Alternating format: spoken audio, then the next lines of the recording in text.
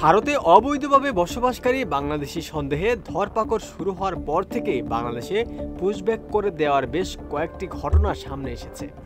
সিলেট, সুনামগঞ্জ, লালমনিরহাট, কুড়িগ্রাম ও চাঁপাইনবাবগঞ্জ সীমান্ত দিয়ে নতুন করে কয়েক শতাধিক পুশিং করেছে ভারতীয় সীমান্তরক্ষী বাহিনী।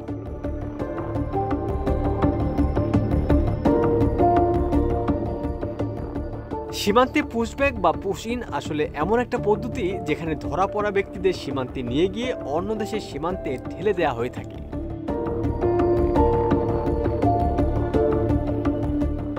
এদিকে কুড়িগ্রামের রৌমারী সীমান্তে পুশ ইনে ব্যর্থ হয়ে ককটেল বিস্ফোরণ ঘটিয়ে জনমনে আতঙ্ক সৃষ্টি করেছে ভারতীয় সীমান্তরক্ষী বাহিনী। বুধবার রাত 10টার দিকে উপজেলার রৌমারী সদর ইউনিয়নের চান্দারচর এলাকায় এই ঘটনা ঘটে।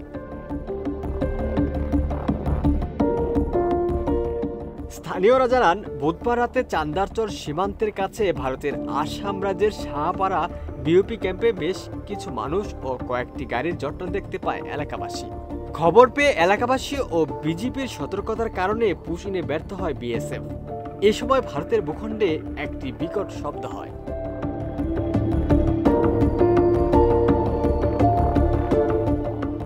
চান্দারচর সীমান্তের বাসিন্দা ফিরোজ মিয়া মামুন হোসেন বলেন, সীমান্তে হঠাৎ বিকট শব্দ হয়।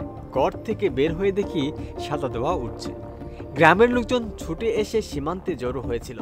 পরে দেখতে পাই সীমান্তের ওপারে বিএসএফ কিছু কয়েকজনকে এনে দাঁড় করিয়ে রেখেছে।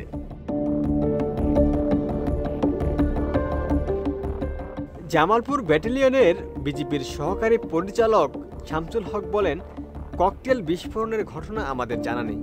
তাছাড়া পুশ ইন ঠেকাতে আমাদের বিজিবি সদস্যরা সীমান্তে কঠোর অবস্থানে রয়েছে।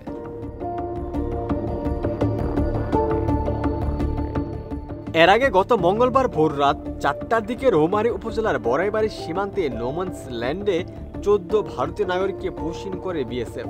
এই ঘটনাকে কেন্দ্র করে সীমান্তে কয়েক রাউন্ড গোলাগুলি হয়।